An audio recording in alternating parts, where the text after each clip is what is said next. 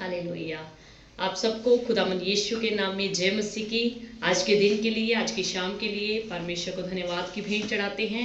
परमेश्वर ने हमें ये आज का दिन दिखाया है ताकि हम परमेश्वर की महिमा कर सके, और आप सब जनों के लिए परमेश्वर को धन्यवाद देते हैं। आप जितने भी भाई बहन हमारे साथ जुड़ चुके हैं, खुदावंद का धन्यवाद। आप सबों को परमेश्वर स्वर्ग से आशीष दे, स्वर्ग से बरकत दे, और आज का वचन आप सबकी जिंदगियों में बड़ी आशीष और बड़ी बरकत लेकर आए। हम छोटी सी दुआ में जाएंगे। सब जन अपनी आंखों को बंद कर लें और जितनी भी बहनें हैं अपने सिरों को ढक लें। सर्व सामर्थी और जीवित आसमानी परमेश्वर, आपका धन्यवाद करते हैं आज की सुंदर शाम के लिए, आपकी बरकतों के लिए, आपकी आशीषों के लिए। खुदा हम कोटि कोटि धन्यवाद की भेंट चढ़ाते हैं। पिता परमेश्वर, जब तेरे बच्चे खुदावंद आज की इस लाइव वर्शिप में खुदावंद इकट्ठे हुए हैं सुनने के लिए, उन सबों को आप स्वर्ग से बड़ी आशीष और बड़ी बरकत दीजिए। हमारी सारी मीडिया टीम को अपने हाथों में लेकर चलाएं खुदावंद, ताकि आज का कलाम, आज की वर्शिप, आज का गाना गाया गया, बजाया गया, तेरे हजूर में कबूल हो जाए। छोटी वर्शिप टीम को अपने सामर्थ्य हाथों में लीजिए, तेरी महिमा का कारण होने पाए। सारे नेटवर्क सिस्टम को, साउंड सिस्टम को अपने सामर्थ्य और पवित्र हाथों में लेकर चलाएं। धन्यवाद करते हैं प्रभु, आपने हमारी प्रार्थना को सुन लिया। प्रभु यीशु के नाम से मांगते हैं पिता, आमीन। एक छोटा सा भजन गाएंगे हम बच्चों के साथ मिलकर। आप ताली बजा सकते हैं जहाँ भी बैठे हैं। इस रीति से बैठिए कि जैसे हम प्रभु के घर में हैं, प्रभु की हजूरी में बैठे हैं, और प्रभु में आनंदित होकर ताली बजा के बच्चों का साथ दे और प्रभु की महिमा के लिए गीत गाइए। आप सबको जय मसीह की, और हम प्रभु की महिमा के लिए एक गीत को गाएंगे।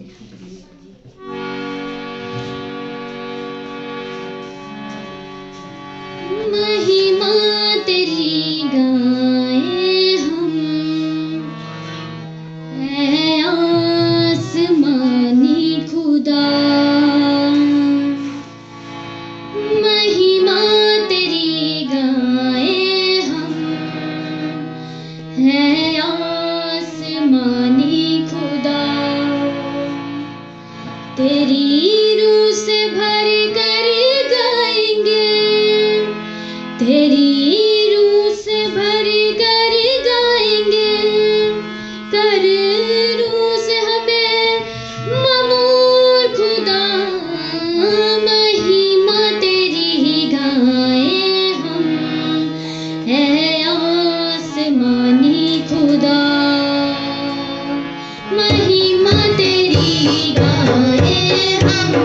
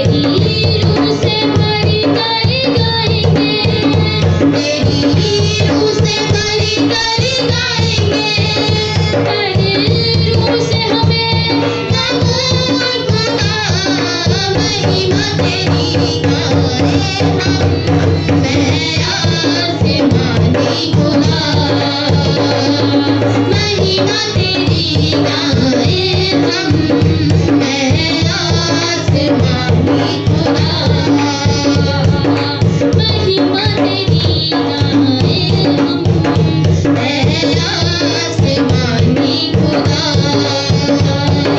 महिमा तेरी गाए हम, ऐ आसमानी खुदा। महिमा तेरी गाए हम, ऐ आसमानी खुदा। महिमा तेरी गाए हम, ऐ आसमानी खुदा।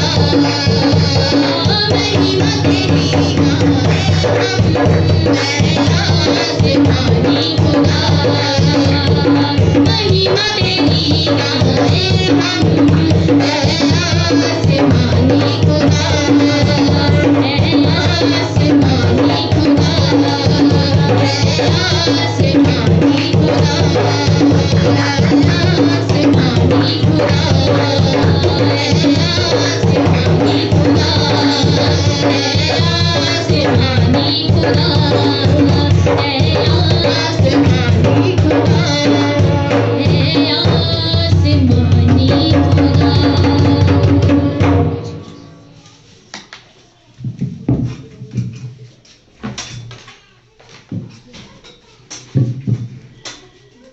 Hallelujah. Thank you, Jesus. Hallelujah. Praise the Lord. Hallelujah. Thank you, Lord. Hallelujah. आइए हम सब जन अपनी आंखों को फिर से बंद करेंगे। आइए हम छोटी सी प्रार्थना में जाएंगे। स्वर्गीय पिता, आपका धन्यवाद करते हैं। खुदावंद, आपका शुक्रिया करते हैं, आपकी तारीफ करते हैं, आपकी बंदगी करते हैं खुदावंद, आज के सुंदर शाम के लिए। खुदावंद, जब आप अपने कलाम के जरिए हम सबसे बातचीत करने जा रहे हैं प्रभु, आपका धन्यवाद।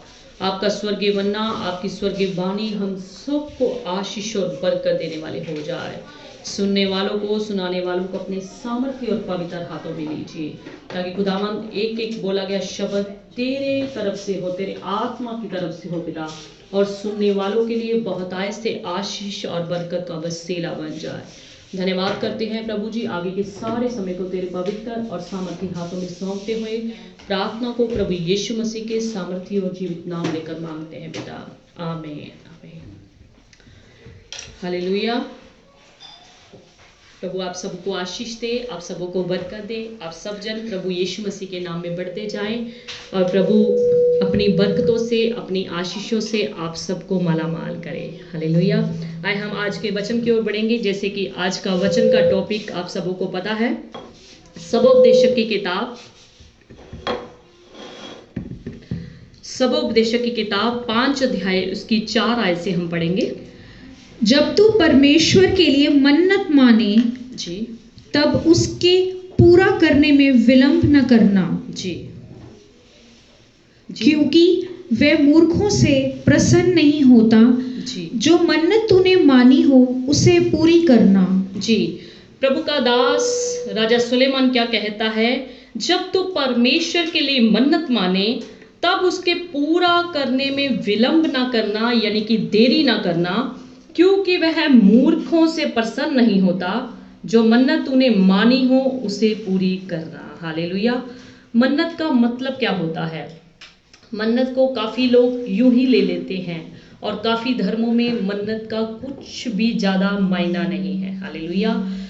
बाइबल के विषय में अगर हम मन्नत के बारे में आज का वचन जैसे है टॉपिक है, हम अगर सीख के चलें तो आपको पता चल जाएगा कि बाइबल के मुताबिक मन्नत का भी क्या फ़ायदा है और क्या मायने जो है बाइबल इसके विषय में रखती है। सो मन्नत का मतलब क्या होता है? प्रतिज्ञा करना, वायदा करना, प्रॉमिस करना। अगर पंजाबी विच कहिए तो सुखना सुखना। हालेलुया।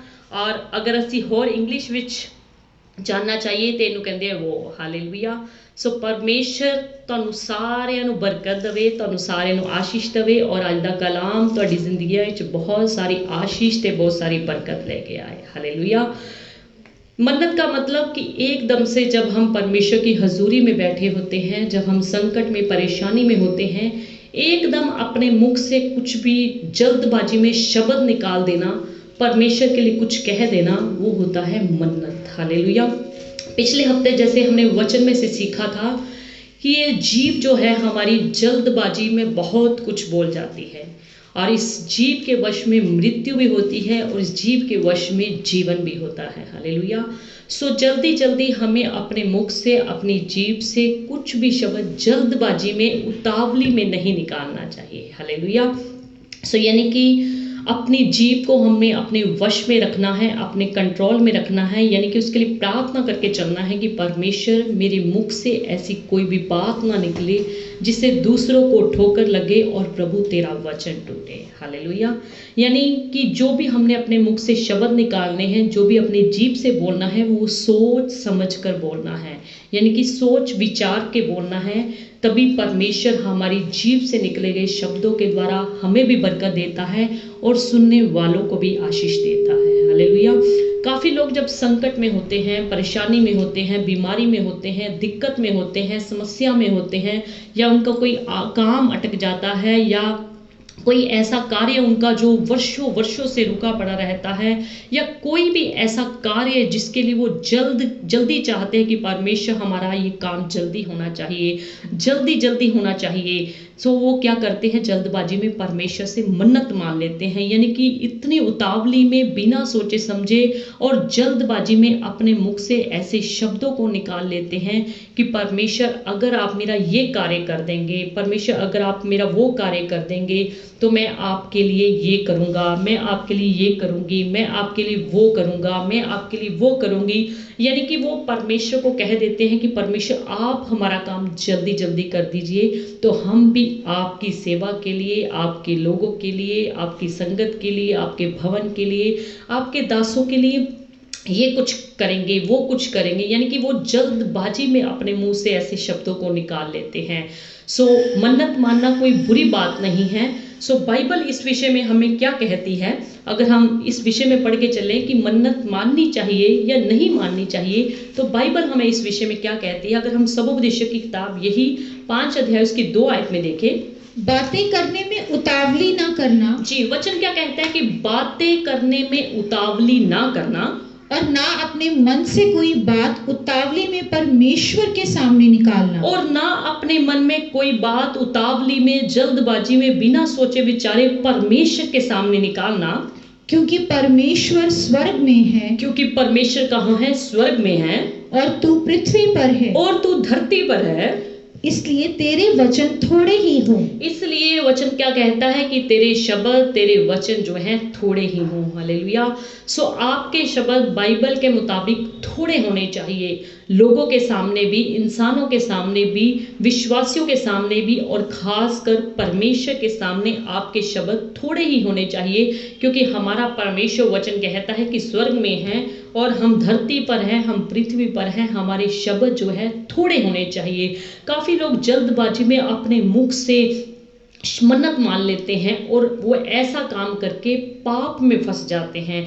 और काफ़ी लोग काम हो जाने के बाद मन्नत को पूरा करना, यानी कि जो कुछ उन्होंने परमेश्वर के लिए सोचा होता है, परमेश्वर के लिए करने के लिए ठान लिया होता है, उसको वो जल्दबाजी में बोल तो देते हैं, पर जब उनका काम हो जाता है वो भूल जाते हैं। यानी कि शैतान उनके मन से वो बात, उनके दिल दिमाग से वो बात को क्या करता है, भुला देता है, ताकि परमेश्वर के लिए जो इन्होंने मन्नत मानी है, जो बात कही है, वो इसको पूरा ना करें। या कुछ लोग ऐसे होते हैं जिनको मन्नत याद भी होती है कि परमेश्वर अगर आप हमारा ये काम कर देंगे तो हम आपके लिए ये करेंगे, आपके भवन के लिए ये करेंगे, आपकी सेवा के लिए ये करेंगे। काफ़ी लोगों को याद भी होता है, पर फिर भी वो उसमें देरी करते रहते हैं। क्यों देरी करते हैं? क्योंकि उन्होंने अपने मुख से वो शब्द जो है जल्दबाजी में निकाले। हालेलुया। अगर हम सबोपदेशक की किताब 5 अध्याय की 5 और 6 आयत भी पढ़ें, मन्नत मानकर पूरी ना करने से मन्नत का ना मानना ही अच्छा है। सो वचन क्या कहता है कि मन्नत मानकर पूरी ना करने से मन्नत का ना मानना ही अच्छा है। हालेलुया। बाइबल ये नहीं कहती कि आपको मन्नत माननी चाहिए, बाइबल ये नहीं कहती कि आपको मन्नत का मानना जरूरी है, बल्कि बाइबल कहती है कि मन्नत मानकर पूरी ना करने से बेहतर यही है, अच्छा यही है कि आप मन्नत ना माने। कोई वचन कहकर अपने आप को पाप में ना फंसाना। कोई वचन अपने मुख से निकाल कर अपने आप को, बाइबल कहती है कि पाप में मत फंसाना। अगर आप अपने मुख से जल्दबाजी में कोई मन्नत मान लेते हैं, प्रभु के लिए कुछ ठान लेते हैं कि मैं ये करूंगा, मैं ये करूंगी, और अगर आप उसको पूरा नहीं करते, तो वचन कहता है कि ऐसा करके आप अपने आप को पाप में ना फंसाना। और ना ईश्वर के दूत के सामने कहना, और ना परमेश्वर के दूत के सामने कहना ये भूल से हुआ। कि ये तो प्रभु जी मेरे से भूल से हो गया। स्वर्गदूतों को कहे कि ये तो मेरे मुख से जल्दबाजी में निकल गया, मैं तो ऐसा करना नहीं चाहता था, कहना नहीं चाहता था, पर मेरे मुख से जल्दबाजी में ऐसे शब्द निकल गए। और लिखा है ना परमेश्वर के दूत के सामने भूल से कहना।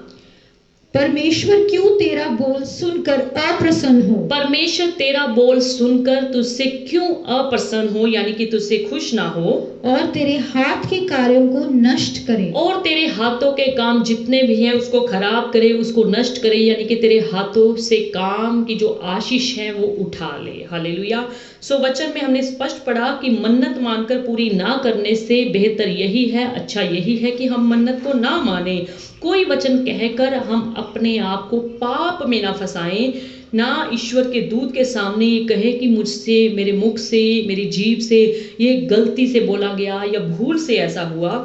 क्योंकि परमेश्वर तेरा बोल सुनकर ऐसा ना हो, तुझसे अप्रसन्न हो और तेरे हाथों के काम को क्या करे, नष्ट करे। ऐसा ना हो कि तेरे परमेश्वर हाथों के काम से अपनी आशीष ही उठा ले, परमेश्वर तेरे हाथों के काम पे आशीष ही ना दे।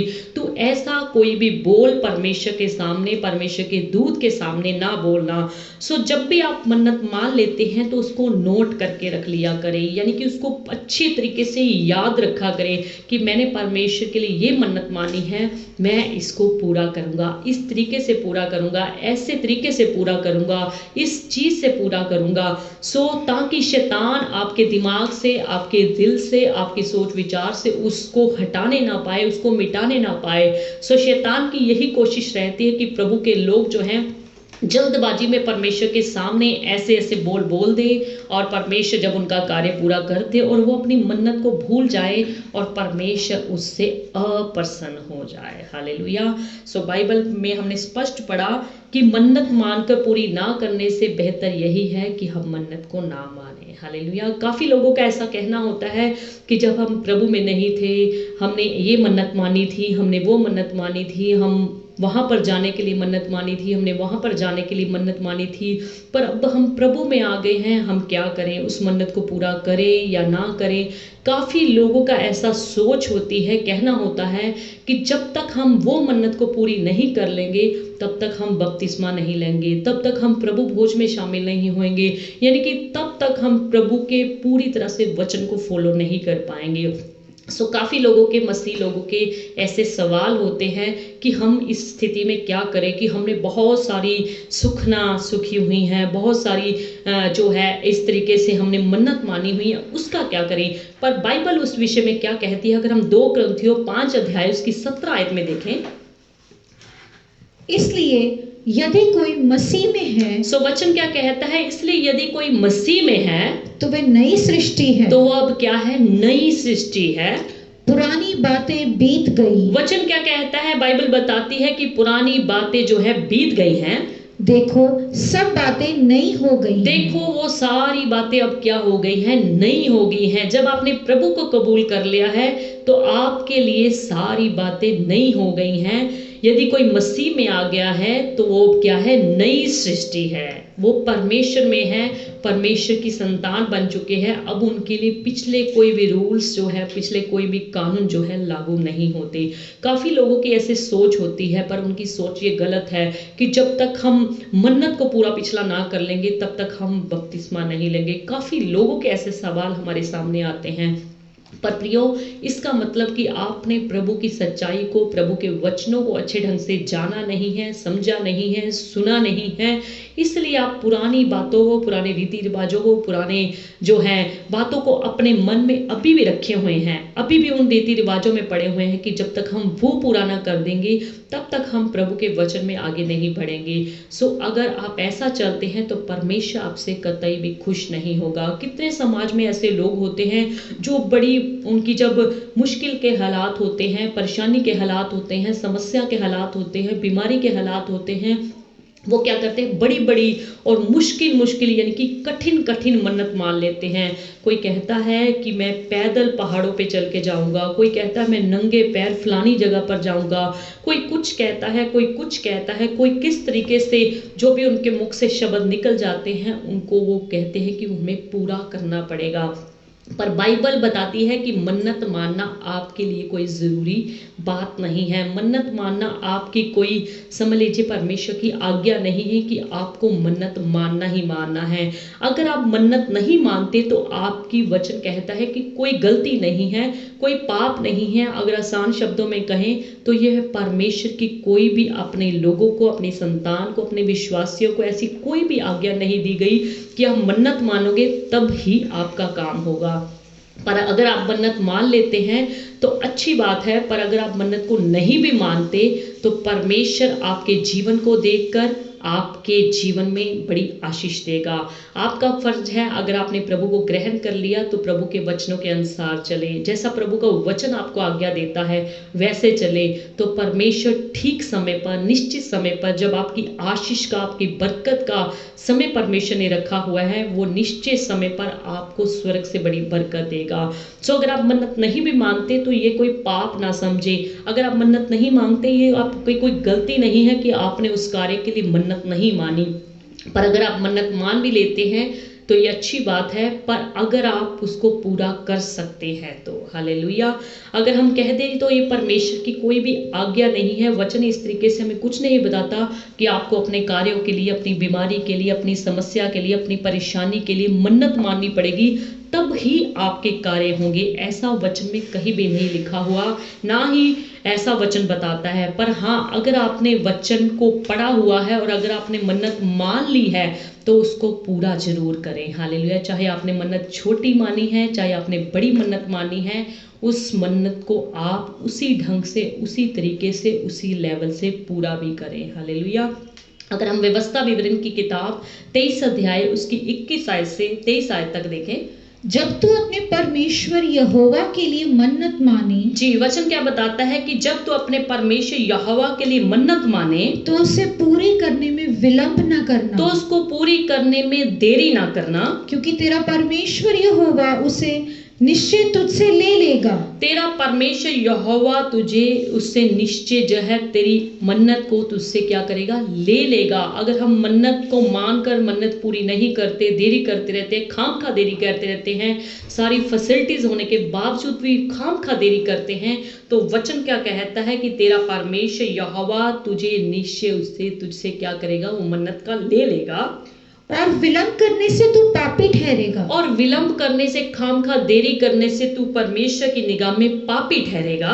परंतु यदि तू मन्नत ना माने, परंतु यदि तू मन्नत ना माने तो तेरा कोई पाप नहीं। तो वचन स्पष्ट कहता है कि तेरा कोई भी पाप नहीं। अगर तूने अपनी बीमारी के लिए, समस्या के लिए, रुके हुए कार्यों के लिए, परेशानी के लिए, दिक्कत के लिए, संकट के समय में तूने मन्नत नहीं मानी तो तेरा ये कोई पाप नहीं।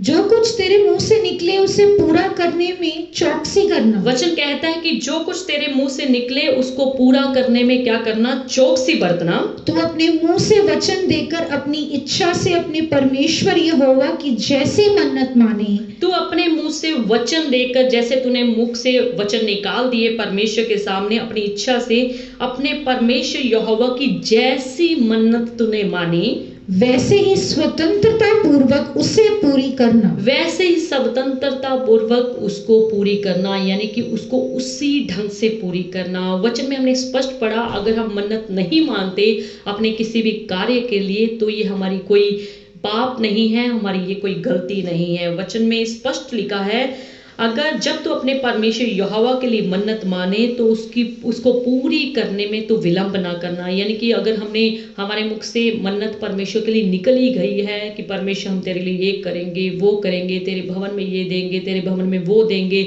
या तेरी संगत को लंगर खिलाएंगे, तेरी संगत को खाना खिलाएंगे, या किसी को भी विश्वासियों को अपने घर पे बुलाएंगे, तेरे दासों को अपने घर पे बुलाएंगे, तेरे दासों को ये चीज देंगे, तेरे भवन के लिए वो चीज देंगे, तो अगर तू मन्नत माने तो उसे पूरी करने में देरी मत लगाना। जब आपने देख लिया कि मेरा ये कार्य हो गया जिसके लिए मैंने मन्नत मानी थी, तो आपको परमेश्वर को स्पष्ट कह देना है कि मैंने जो मन्नत मानी है परमेश्वर, मैं अगले महीने, अगले दिन, अगले हफ्ते या अगले साल जो है जरूर पूरी करूंगा। हालेलुया। सो काफ़ी लोग खामखा, सब कुछ उनके पास पैसा भी होता है, समय भी होता है, सो सब कुछ फैसिलिटीज उनके पास होती है, खामखा वो देरी करते रहते हैं। तो वचन क्या कहता है, उसे पूरी करने में तू देरी ना करना, क्योंकि तेरा परमेश्वर यहोवा उससे निश्चय तुझसे लेगा। परमेश्वर को आपको देना भी आता है तो आपसे लेना भी आता है। हालेलुया। और विलंब करने से तू पापी ठहरेगा। वचन कहता है अगर आपने मन्नत मान ली और आप देरी कर रहे हैं तो इससे तू क्या करेगा, पापी ठहरेगा। परंतु यदि तू मन्नत ना माने तो वचन कहता है तेरा कोई भी पाप नहीं, तेरी कोई भी गलती नहीं है। हालेलुया। आप जब भी कोई पैसे की मन्नत प्रभु के लिए मांगते हैं या कुछ दान देने के लिए प्रभु के घर में प्रभु के लोगों के लिए कहते हैं, तो उसको अपनी मेहनत की कमाई से दिया करें, हक की कमाई से दिया करें, यानी कि किसी का हक मार के ना किया करें। काफ़ी लोग क्या करते हैं, परमेश्वर को मन्नत पूरी करने के लिए, उन पैसों को परमेश्वर के घर में देने के लिए, उन दान चंदों को, उन भेंटों को जो उन्होंने मन्नत के रूप में माने होते हैं परमेश्वर के घर में देने के लिए, वो क्या करते हैं, गलत प्रकार से कमाई करनी शुरू कर देते हैं कि मेरे पास वो पैसा आ जाए, मेरे हाथों में आ जाए, मेरी जेब में आ जाए, मेरे बैंक बैलेंस में आ जाए। वो क्या करते हैं, गलत तरीके से पैसा कमाकर, रिश्वत के पैसे कमाकर, या क्या करते हैं, किसी का हक दबाकर, किसी गरीब को मारकर उसका हक दबाकर वो क्या करते हैं, अपनी मन्नत को पूरा करना चाहते हैं। याद रखिए, परमेश्वर इस तरीके की कमाई से कतई भी खुश नहीं होता। परमेश्वर नहीं चाहता कि आप जो मन्नत का पैसा प्रभु के घर में चढ़ा रहे हैं या दान चंदा कुछ भी प्रभु के घर में चढ़ा रहे हैं, परमेश्वर आपकी मेहनत की, आपकी हक की कमाई से आपके दान को, आपके चंदों को, आपके भेंटों को, आपके दसवांश को, यानी कि आपकी मन्नत के जो है पैसों को कबूल करता है। अगर आप नीच कमाई करके ऐसा करते हैं, गलत प्रकार की कमाई करते हैं, या किसी का हक मार देते हैं, किसी गरीब को दबाते रहते हैं, किसी का पैसा आपने देना है, उनका पैसा आप समय पर ना लौटा के आप कहते हैं कि मैं अपनी मन्नत को पूरा कर लूं, तो याद रखिए परमेश्वर ऐसी मन्नत को, ऐसे पैसे को, ऐसे दान चंदों को, ऐसी भेंटों को कभी भी कबूल नहीं करता। और वैसे भी जब भी हमें प्रभु के घर में दान चंदा दसवांश देना है, भेंटें देनी है, तो हमें अपनी मेहनत की कमाई, अपने हक की कमाई से ही प्रभु के घर में देना चाहिए, ताकि उसका प्रतिफल प्रभु हमें दे। अगर हम व्यवस्था विवरण की किताब 23 अध्याय की 18 आयत में भी देखें, तो वैश्यपन की कमाई या कुत्ते की कमाई किसी मन्नत को पूरी करने के लिए अपने परमेश्वर यहोवा के घर में न लाना। वचन स्पष्ट कहता है, तू वेश्यापन की कमाई या कुत्ते की कमाई किसी मन्नत को पूरी करने के लिए अपने परमेश्वर यहोवा के घर में ना लाना। यानी कि जो गलत प्रकार की कमाई है, इंसानों के सामने भी और परमेश्वर की निगाह के सामने भी, ऐसी कमाई से तू कभी भी परमेश्वर की मन्नत को पूरा करने के लिए परमेश्वर के घर में वो पैसा मत लेकर आना। हालेलुया। क्योंकि तेरे परमेश्वर यहोवा के समीप ये दोनों ही की दोनों कमाई घृणित क्रम है। क्योंकि परमेश्वर के सामने तेरी ऐसी कमाई जो है घृणा के योग्य है, नफरत के योग्य है। यानी कि परमेश्वर ऐसी कमाई से कभी भी खुश नहीं होता। ऐसी मन्नत के चढ़ाए गए पैसे से, दान से परमेश्वर कतई भी खुश नहीं होता। कई लोग जब संकट में होते हैं, परेशानी में होते हैं, दिक्कत में होते हैं, मुश्किल में होते हैं, तो वो क्या कहते हैं, बड़ी बड़ी मन्नतें मान लेते हैं, बिना सोच विचार के मान लेते हैं, बिना परिवार की सहमति से मान लेते हैं। और जब उनका कार्य हो जाता है तो वो उस मन्नत को पूरा करने के लिए असफल हो जाते हैं, क्योंकि उन्होंने पहले अपने परिवार की सलाह नहीं ली होती, किसी के साथ बैठ के सलाह नहीं करी होती। और ऐसे लोग क्या करते हैं, जो बिना सोचे समझे मन्नत को मान लेते हैं, अपनी हैसियत से बढ़ के मन्नत मान लेते हैं, तो वो क्या करते हैं, वो बाद में पूछ पाछ करने लग जाते हैं, वो बाद में इधर उधर ट्राई करने लग जाते हैं कि मैं क्या चीज़ दूं, कितनी दूं, सस्ती दूं, महंगी दूं, क्या दूं। ऐसे लोग के लिए बाइबल में लिखा है, जो मनुष्य बिना विचारे मन्नत मान लेता है उसके लिए क्या लिखा है, नीति वचन 20 अध्याय उसकी 25 आयत, जो मनुष्य बिना विचारे किसी वस्तु को पवित्र ठहराए जी, और जो मन्नत मानकर पूछताछ करने लगे वह फंदे में फंसेगा। जी, वचन क्या कहता है कि दोबारा से पढ़िए इस बात को।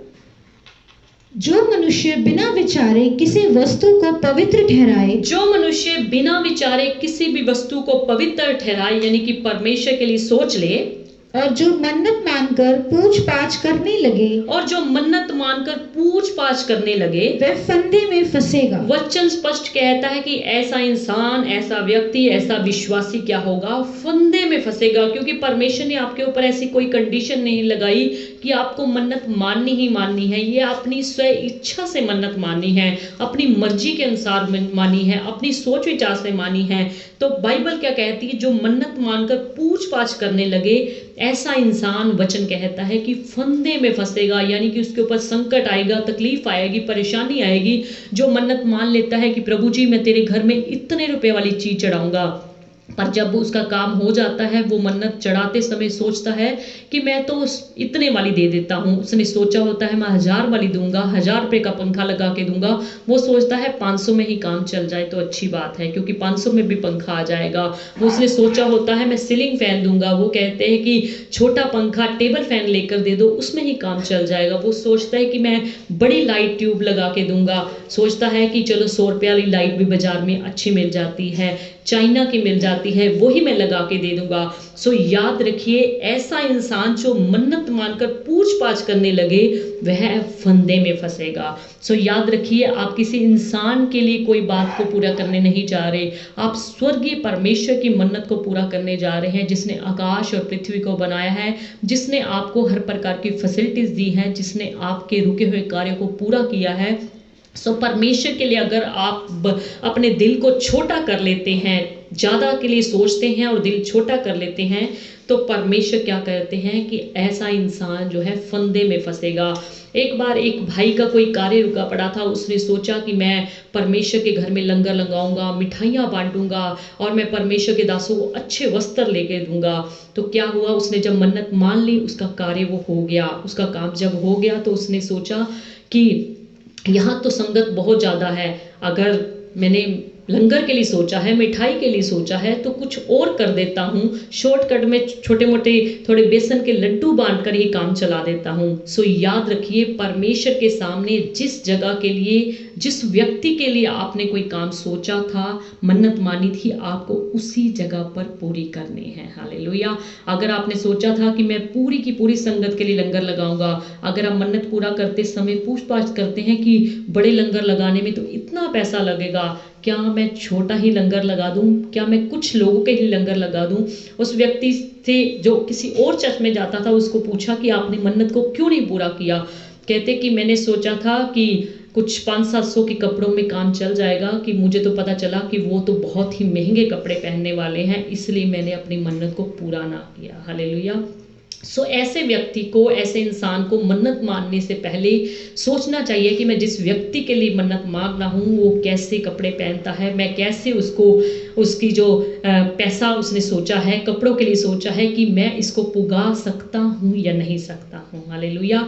सो वचन स्पष्ट कहते हैं, जो मनुष्य बिना विचारे किसी वस्तु को पवित्र ठहराए और जो मन्नत मानकर पूछ पाछ करने लगे, ऐसा इंसान जो है फंदे में फंसेगा। ये आपको मन्नत मानने से पहले सोचना है कि क्या मैं इस चीज को पुगा सकता हूँ, क्या ये मेरी हैसियत के अंदर है, क्या मेरी ये कमाई के अंडर में है, जो जिस चीज के लिए मैं मन्नत मानने जा रहा हूँ। हालेलुया। बाद में सोचने का कोई फायदा नहीं। अगर आप बाद में ऐसा सोचेंगे तो याद रखिए, वचन कहता है कि आप फंदे में फंसेंगे। हालेलुया।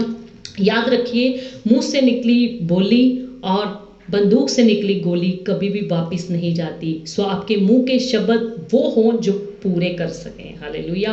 क्योंकि आपके मुंह के शब्द वापस नहीं जाएंगे, और बंदूक से जब गोली निकल जाती है तो वो भी वापस नहीं जाएगी। सो इसलिए उतने ही शब्द अपने मुख से निकाले जिसको आप पूरा कर सकते हैं, जो आपको अपने वापस अंदर ना लेके जाने की नौबत आए। हालेलुया।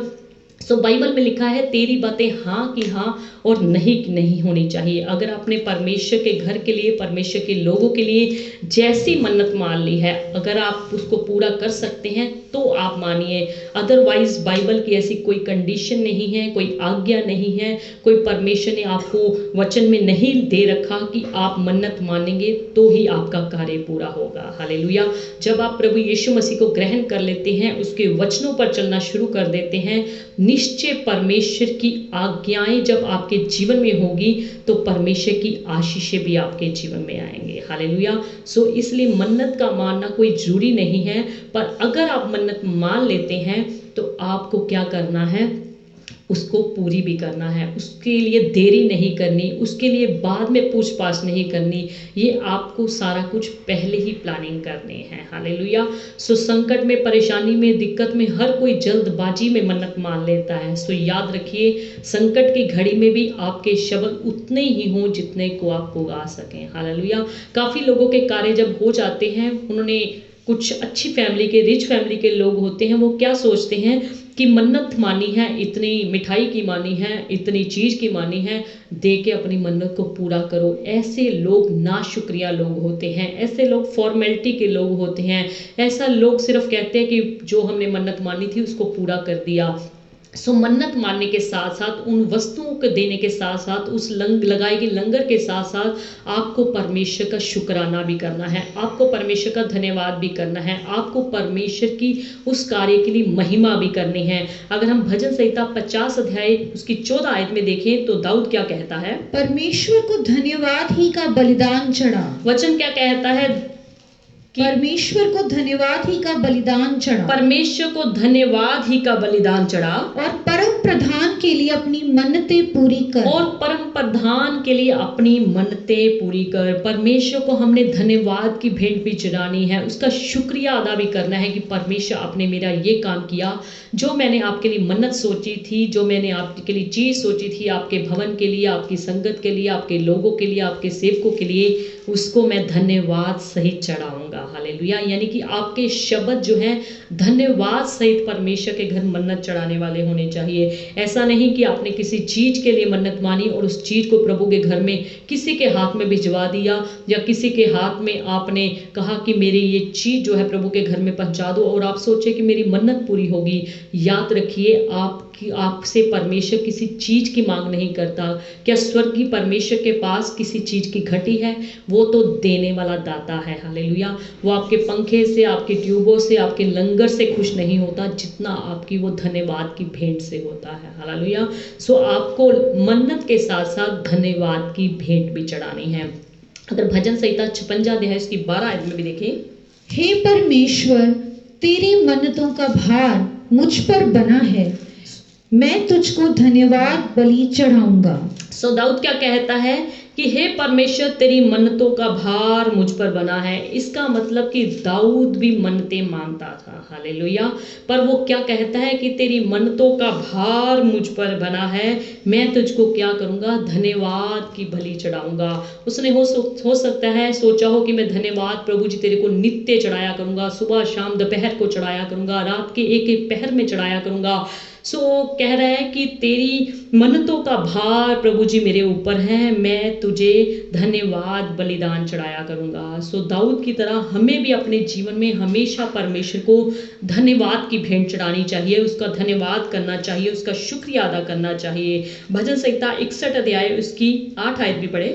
इस प्रकार मैं सर्वदा तेरे नाम का भजन गा गा कर अपनी मन्नतें हर दिन पूरी किया करूंगा। देखिए दाऊद यहाँ पर भी क्या कहता है, इस प्रकार मैं सदा तेरे नाम का भजन गा गा कर अपनी मन्नतों को पूरा किया करूंगा। हालेलुया। सो दाऊद क्या कह रहा है कि मैं तेरे नाम का भजन गा कर, यानी कि तेरी महिमा कर कर, तेरी स्तुति कर कर मैं क्या करूंगा? अपने परमेश्वर के सामने अपनी मन्नतें हर दिन पूरी किया करूंगा। सो ये नहीं कि आपका कार्य परमेश्वर ने कर दिया, आपने मन्नत की जो चीज़ सोची थी परमेश्वर को चढ़ा दी, एक बार शुक्रिया अदा कर दिया, धन्यवाद कर दिया, उसके बाद हम कहते हैं कि छुट्टी, मैंने मन्नत मानी थी वो मैंने पूरी कर दी, परमेश्वर का धन्यवाद, मैं प्रभु के घर में जाके कर रहा, अब मेरी छुट्टी। सो याद रखिए, हमें परमेश्वर का धन्यवाद पल पल में करना चाहिए। विशेषकर जो आशीषें आपने परमेश्वर से मांग कर ली हैं, उसके लिए परमेश्वर का धन्यवाद आपको हर पल पल में चढ़ाना चाहिए। सो ये नहीं सोचना चाहिए कि पिछले साल आशीष मिली थी, पिछले साल बरकत मिली थी, पिछले साल मन्नत पूरी हुई थी, कोई बात नहीं, पिछले साल हमने धन्यवाद की भेंट चढ़ा दी, प्रभु के घर में जाए, अब हमें जाने की जरूरत नहीं है। सो हमें परमेश्वर का शुक्रिया पल पल में करना चाहिए। हालेलुया। बाइबल में हम प्रभु की दासी हन्ना के बारे में देखते हैं, उसके बारे में पढ़ते हैं, उसके बारे में आप लोगों को काफ़ी नॉलेज भी है, आप लोगों ने पढ़ा भी हुआ है पहले शमूएल की किताब में। उसने भी परमेश्वर के लिए मन्नत मानी, उसने भी परमेश्वर के घर में जाके मन्नत मानी जब वह बे औलाद थी। हालेलुया। अगर हम पहला शमूएल की किताब पहला अध्याय उसकी 1 आयत से देखें। एप्रेम के पहाड़ी देश के रामतोमा सोबीस नगर का निवासी एल्केना नामक एक पुरुष था। वह एप्रेमी था और सूक के पुत्र तोहू का परपोता था। सो यहाँ पर परमेश्वर की दासी हन्ना के जो घराने के विषय में बताया गया है कि एक अल्काना नाम पुरुष था, उसकी 2 पत्नियां थी, एक का नाम हन्ना था और दूसरी का नाम पनीना था। यानी कि एल्काना के पास 2 पत्नियां थी। वचन इस प्रकार से हम आगे पढ़ें तो ये बताता है कि पनीना के पास तो बच्चे थे, पर हन्ना के पास बाइबल कहती कि कोई बच्चा नहीं था। और बाइबल ये भी बताती है कि एल्काना जो हन्ना का पति था उससे बहुत ही प्रेम करता था। वचन बताता है कि फिर भी हन्ना की कोख जो थी बंद थी। हालेलुया। आगे वचन क्या बताता है, परंतु हन्ना को वो दूना दान दिया करता था। जब वो अपने बेटे बेटियों के लिए पनीना को दान दिया करता था तो वो हन्ना को क्या किया था, दूना दान दिया करता था, ताकि हन्ना को किसी भी रीति से महसूस ना होने पाए कि मेरे पास बच्चे नहीं हैं, इसलिए मेरा पति एल्काना जो है मुझे दान नहीं देता जैसे वो पनीना को देता है। परंतु उसकी सोच जो थी, पनीना जो थी, हन्ना को हमेशा चढ़ाया करती थी, कुड़ाया करती थी कि तू तो परमेश्वर के घर में जाती है, परमेश्वर को मानती है, परमेश्वर को पूजती है, परमेश्वर के वचनों पे चलती है, परमेश्वर के पीछे लगी हुई है, फिर भी तेरे पास संतान नहीं है। और लिखा है कि यहोवा ने उसकी कोख जो थी बंद कर रखी थी। ऐसे ऐसे यहोवा के घर में वो प्रति वर्ष जाया करती थी। अगर हम इसकी 9 आयत से पढ़ दें। तब शीलो में खाने और पीने के बाद हन्ना उठी और यहोवा के मंदिर के चौखट के एक बाजू के पास एली याजक कुर्सी पर बैठा हुआ था। वह मन में व्याकुल होकर यहोवा से प्रार्थना करने और बिलक बिलक कर रोने लगी। यहाँ पर बताया गया है कि हन्ना जो थी अपने पति के साथ शीलो में जो है हर वर्ष प्रभु के घर में जाया करती थी। यानी कि जैसे उस समय का रिवाज होगा वो क्या करती थी, प्रभु के घर में जाया करती थी। वो मन में इतनी व्याकुल हो चुकी थी क्योंकि उसकी पनीना सोतें जो थी उसको चिढ़ाया करती थी, उसके पास बच्चा नहीं था। वो मन में इतनी व्याकुल होकर यहोवा से प्रार्थना करके बिलक बिलक कर रोने लगी। वो अपनी तकलीफों को, अपनी परेशानियों को किसी इंसान के सामने नहीं बल्कि यहोवा परमेश्वर के भवन में जाकर परमेश्वर के सामने प्रार्थना करके, लिखा है, बिलक बिलक कर रोने लगी। और उसने ये मन्नत मानी, हे सेनाओं के यहोवा, यदि तू अपनी दासी के दुख पर सचमुच दृष्टि करे और मेरी सुधि ले और अपनी दासी को भूल न जाए और अपनी दासी को पुत्र दे, तो मैं उसे उसके जीवन भर के लिए यहोवा को अर्पण करूंगी और उसके सिर पर छुरा फिरने ना पाएगा। देखिए, उसने ये बिलक बिलक कर जब प्रभु के घर में रो रही थी, जब वो तंग आ चुकी थी पनीना से, हो सकता है और भी लोग, उसके आस पड़ोस के लोग या उसके ससुराल वाले लोग उसको और भी ताना मारते हो, उसने बिलक बिलक कर जब प्रभु के घर में रोने लगी तो उसने ये मन्नत मानी, हे सेनाओं के यहोवा, यदि तो अपनी दासी के दुख पर सचमुच दृष्टि करे और मेरी सुधि ले और अपनी दासी को भूल ना जाए और अपनी दासी को पुत्र दे, तो मैं उसे उसके जीवन भर के लिए यहोवा को अर्पण करूंगी और उसके सिर पर छुरा फिरने ना पाएगा। हालेलुया। हन्ना भी जब संकट में थी, बे औलाद थी, लोगों की चिढ़ाहट से, कुड़ाहट से वो पूरी तरह दुखी हो चुकी थी, तंग हो चुकी थी। उसने भी मन्नत मानी कि हे सेनाओं के यहोवा, यदि तो अपनी दासी के दुख पर सचमुच दृष्टि करे और मुझे एक पुत्र की आशीष दे, तो मैं उसे क्या करूंगी, अपने पास नहीं रखूंगी, बल्कि मैं सदा तक, पूरे जीवन भर तक यहोवा को क्या करूंगी, अर्पण कर दूंगी। यानी कि यहोवा के लिए अर्पण करके मैं उसकी सेवा के लिए दे दूंगी, उसके सिर पर छुरा कभी ना फिरने पाएगा। यानी कि वो हमेशा तक, जब तक जीवित रहेगा, परमेश्वर का दास, परमेश्वर का सेवक कहलाएगा। हालेलुया। उसने भी ये मन्नत मानी, उसने भी ऐसा परमेश्वर के सामने जो है वो रखी कि परमेश्वर, मैं ऐसा आपसे प्रॉमिस करती हूँ, अगर आप मेरे दुख पर दृष्टि करेंगे तो मैं ऐसा आपके साथ करूँगी। क्योंकि उसने बिना, हो सकता है किसी की सलाह से ऐसा किया हो, पर वचन में लिखा है कि उसका पति एल्काना उससे बहुत प्रेम करता था। हो सकता है उसने ऐसा सोचा हो कि मैं अपने पति एल्काना को बाद में जाके बता दूंगी, जैसा मैं कहूँगी मेरा पति मेरे साथ सहमत हो जाएगा, क्योंकि वो मुझसे इतना प्रेम करता है। अगर हम इसकी ऊपरली आयत में देखें, 8 आयत में देखें, तो वचन में लिखा है कि उसका पति एल्काना उससे बहुत ही प्रेम करता था और जब भी वो रोती थी, वो परेशान होती थी, तो वो उससे कहा करता था, पढ़िए 8 आयत, इसलिए उसके पति एल्काना ने उससे कहा, हे हन्ना, तू क्यों रोती है? वो जब रोते हुए हन्ना को देखता था, वो कहता था कि हे हन्ना, तू क्यों रोती है? और खाना क्यों नहीं खाती? और तू खाना भी क्यों नहीं खाती? और तेरा मन क्यों उदास है? और तेरा मन क्यों उदास है? क्या तेरे लिए मैं 10 बेटों से भी अच्छा नहीं हूँ? हालेलुया। वो क्या करता था कि क्या तेरे पास अगर 10 बेटे भी हो जाएं तो मैं तेरे सामने उन 10 बेटों से भी अच्छा नहीं हूँ। सो एल्काना कितना अच्छा प्रभु का बंदा था, प्रभु का विश्वासी जन था, और कितना अच्छा लगता है कि हजारों में से एक वो पति था। हालेलुया। जिसने ये शब्द अपनी पत्नी को, उस पत्नी को, बेऔलाद पत्नी को बोले जिसके पास कोई भी संतान नहीं थी। है संतान तो उसके पास दूसरी पत्नी से भी थी, पर उसने अपनी पत्नी को ये शब्द बोले।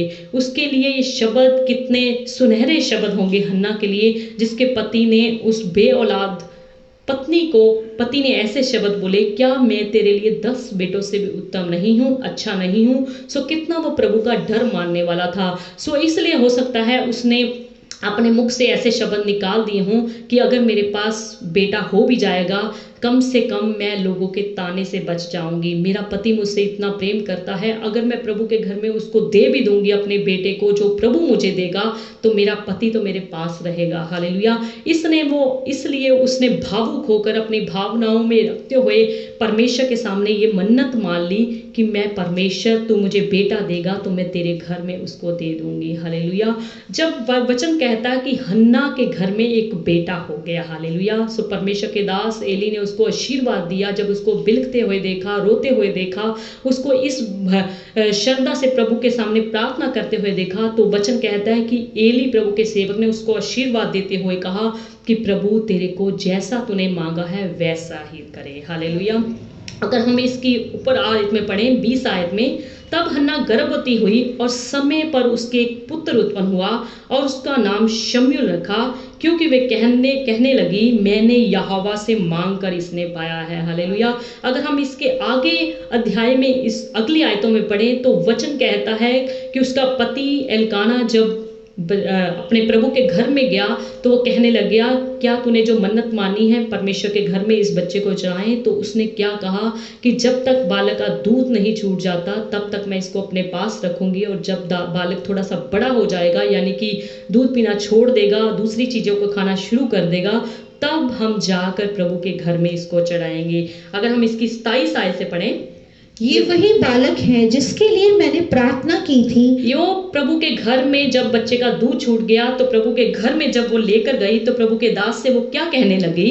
ये वही बालक है जिसके लिए मैंने प्रार्थना की थी। वो प्रभु के दास को कह रही, ये वही बालक है जिसके लिए मैंने प्रार्थना की थी, और यहोवा ने मुझे मुंह मांगा वर दिया है। और यहोवा ने मुझे जैसा मैंने मांगा था वैसा वर दिया, इसलिए मैं भी उसे यहोवा को अर्पण कर देती हूँ। इसलिए मैं भी यहोवा को क्या कर देती हूँ? इसको अर्पण कर देती हूँ, चढ़ा देती हूँ, कि ये अपने जीवन भर यहोवा का ही बना रहे। कि ये अपने जीवन भर तक, जितनी देर तक ये जीवित रहता है, परमेश्वर यहोवा का ही बना रहे।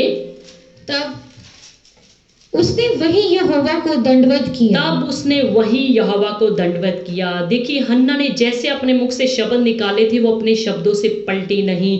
वो अपने बच्चे को देखकर उसके मन में लालच नहीं आया कि कितनी मुश्किल से, कितनी मशक्कत के बाद, कितनी प्रार्थनाओं के बाद, कितनी संगति में जाने के बाद, कितनी इस तरीके से मुझे ताने सुनने के बाद ये बच्चे की आशीष मिली है। उसने लालच नहीं किया, उसका मन बेईमान नहीं हुआ, उसका मन ने उसको धोखा नहीं दिया, उसने परमेश्वर को धोखा नहीं दिया कि बेटा मिला है, कोई बात नहीं, हम साल के बाद प्रभु के घर में जाते हैं, इसको ले जाया करेंगे, इससे सेवा कराया करेंगे, वहां पर झाड़ू पोछा लगाया करेंगे।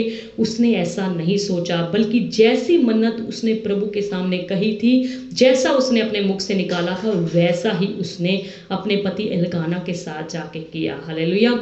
तो उसका मन भी बेईमान हो सकता था, क्या करना है, कोई बात नहीं, साल के बाद जाया करेंगे, 1-2 दिन बच्चे को छोड़ के फिर ले आया करेंगे, और फिर साल बाद जाया करेंगे, फिर ले जाया करेंगे। जबकि वो बच्चे को दूध पिलाती थी, उसका प्रेम भी बच्चे के साथ नेचुरली बढ़ गया होगा, पर उसने कोई भी परमेश्वर के साथ धोखा नहीं किया, छल कपट नहीं किया। वो अपने मुंह के शब्दों पर अड़ी रही कि मैंने परमेश्वर से मन्नत मानी थी और जैसा उसने कहा था वैसा ही किया। हालेलुया। सो आपको भी परमेश्वर के लिए सोच समझ के मन्नत माननी चाहिए, जिससे आपका परिवार भी एग्री हो, जिसके आपके परिवार के लोग आपके साथ सहमत हों। वैसी ही मन्नत आपको परमेश्वर के लिए माननी चाहिए ताकि आप उसको पूरी भी कर सके। उसको पता था कि मेरा पति एल्काना मेरे साथ सहमत हो जाएगा, इसलिए एल्काना मेरी बाइबल नहीं कहती कि उसने भी कोई आनाकानी कही कि इतनी देर बाद बच्चा मिला है, तू रोती रहती थी, तू बिलखती रहती थी, तू कितनी प्रार्थना करती थी, अब तेरे को मिला है, अब तू कहती कि परमेश्वर के घर में दे आते हैं। वचन ने नहीं लिखा कि एल्काना ने ऐसे भी कोई सवाल जवाब हन्ना से किए, बल्कि वो खुद कहने लग गया कि हम इसको परमेश्वर के घर में दे आते हैं। हालेलुया। और 21 आयत में लिखा है कि जब उसने परमेश्वर को बेटा दे आई सेवा के लिए, तो अगर 21 आयत में देखें, दूसरा अध्याय उसकी 21 आयत में, यहोवा ने हन्ना की सुधि ली और वे गर्भवती हुई और उसके 3 बेटे और 2 बेटियां उत्पन्न हुई। हालेलुया। सो वचन कहता है कि जब उसने परमेश्वर के लिए अपने शब्दों के अनुसार मन्नत चढ़ाई तो परमेश्वर ने उसको कई बच्चों की आशीष दे दी। सो उसने परमेश्वर के लिए कंजूसी नहीं करी तो परमेश्वर ने भी उसके लिए कोई कंजूसी नहीं रखी, क्योंकि वो परमेश्वर तो देने वाला है। हालेलुया। वो तो दाता है, वो तो मालिक है, उसके हाथ में तो सारी पावर है, वो तो कुछ भी किसी भी इंसान के लिए कर सकता है। सो उसने अपने हाथ को टाइट नहीं किया, उसने कंजूसी नहीं बरती, तो परमेश्वर ने भी लिखा है आगे उसके लिए कोई कंजूसी नहीं बरती, बल्कि जो एक बच्चे के लिए तरसती थी, एक बच्चे के लिए मन्नत मानती थी, परमेश्वर ने उसको कई बच्चे दे दिए। हालेलुया। अगर हम भजन संहिता 66 अध्याय उसकी 13 और 14 आयत में पढ़ें, मैं होम बलि लेकर तेरे भवन में आऊंगा, मैं होम बलि लेकर तेरे भवन में आऊंगा, मैं उन मन्नतों को तेरे लिए पूरी करूंगा, मैं उन मन्नतों को तेरे लिए पूरी करूंगा जो मैंने मुंह खोलकर मानी, जो मैंने मुंह खोलकर मानी और संकट के समय कही थी, और संकट के समय कही थी। हन्ना भी देखो संकट के समय उसने परमेश्वर के सामने मन्नत मानी थी। और यहाँ पर भी हम क्या पढ़ते हैं, इस आयत को फिर से पढ़े, 66 अध्याय उसकी 13 और 14, मैं होम बलि लेकर तेरे भवन में आऊंगा, मैं उन मन्नतों को तेरे लिए पूरी करूंगा जो मैंने मुंह खोलकर मानी थी और संकट के समय कही थी। हालेलुया।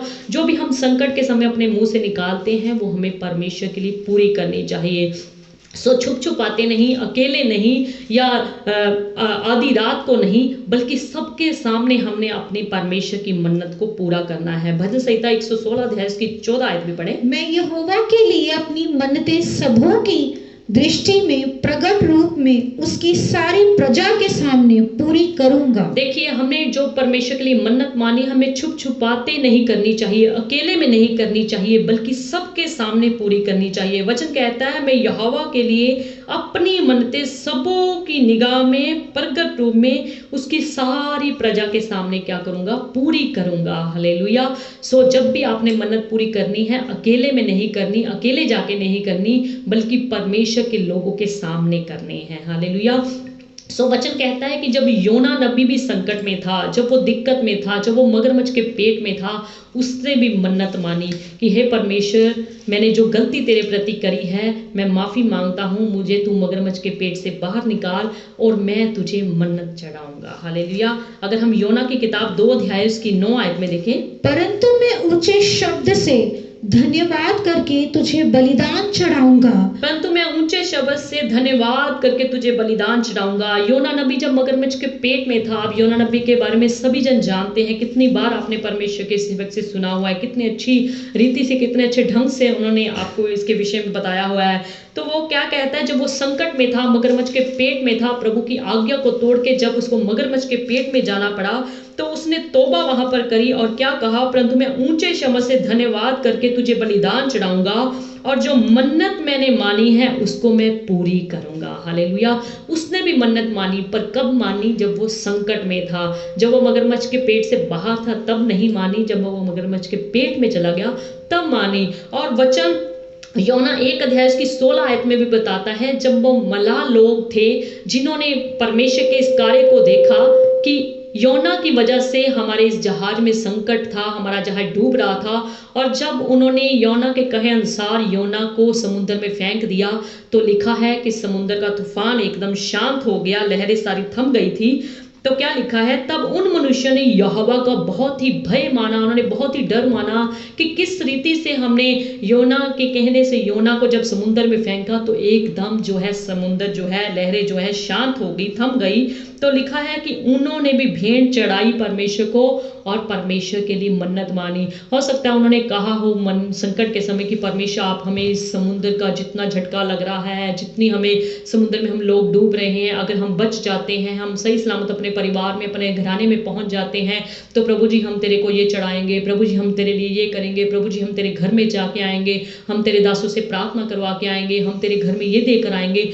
उन्होंने भी लिखा है मलाह लोगों ने भी मिलकर क्या किया, प्रभु को धन्यवाद की भेंट चढ़ाई और क्या करी, मन्नतें मानी। हालेलुया। वचन कहता है कि याकूब प्रभु के सेवक ने भी उत्पत्ति की किताब में लिखा है उसने भी मन्नतें मानी, और प्रभु के दास पौलुस ने भी प्रेरितों के काम बताता है कि उसने भी मन्नत मानी। हालेलुया।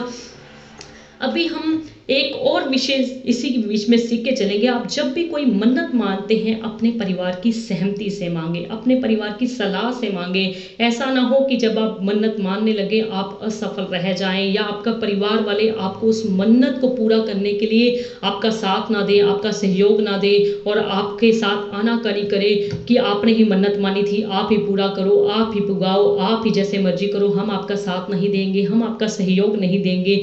तो वचन क्या बताता है, गिनती 30 अध्याय उसकी 2 आयत में, जब कोई पुरुष यहोवा की मन्नत माने या अपने आप को वाचा से बांधने के लिए शपथ खाए तो वे अपना वचन ना टाले, जो कुछ उसके मुंह से निकला हो उसके अनुसार वह करे। सो वचन क्या बताता है, जब कोई पुरुष यहोवा के लिए मन्नत माने या अपने आप को वाचा से बांधने के लिए शपथ खाए तो वह अपना वचन ना टाले, यानी कि जो उसने अपने मुख से परमेश्वर के लिए बोल दिए हैं, मन्नत मान ली है, उस वचन को ना टाले, जो कुछ उसके मुंह से निकला है उसके अनुसार वह करे। उसके अनुसार हमने करना है, ना घटा के करना है, ना पूछ पाछ के करना है, ना कुछ कंजूसी से करना है, बल्कि जिस तरीके से हमारे मुख से निकला हमने वैसा ही करना है। हालेलुया। ताकि परमेश्वर हमें आगे भी आशीष दे और हमारे शब्द जो है उतने ही हो जितने कि हम परमेश्वर के लिए पूरे कर सकते हैं।